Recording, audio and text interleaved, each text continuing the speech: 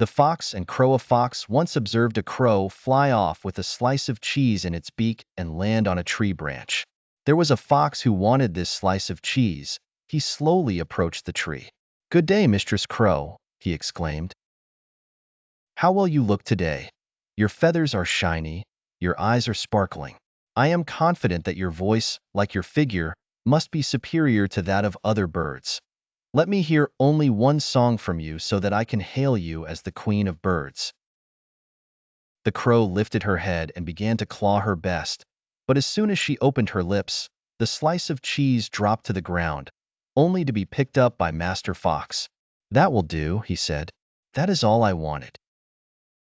In exchange for your cheese, I'll give you this bit of advice for the future.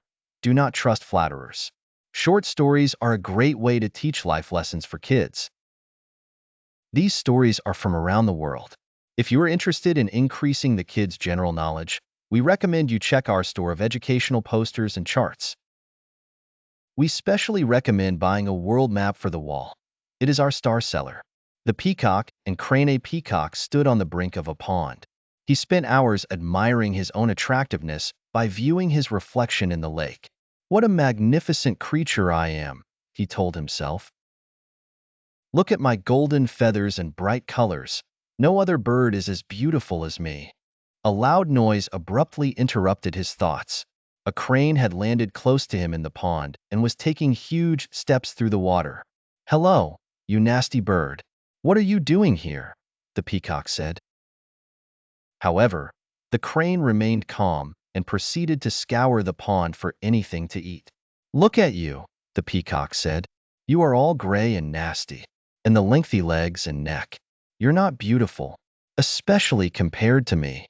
At this point, the crane paused and gently lifted his head. He gazed at the peacock with surprise. "I mean, look at me," remarked the peacock. "I am the most beautiful bird of all. My tail alone is more vivid than yours." The crane had had enough. He took to the skies and exclaimed, "You are correct. You are a stunning bird, far more colorful than I am. But, you know what? I can soar high in the air and fly to the horizon. I have freedom in my wings and can view the world from above. You, on the other hand, simply sit on the ground all the time and get stared at by strangers." The arrogant peacock realized how mistaken he had been. He attempted to apologize to the crane, but he had already flown towards the horizon.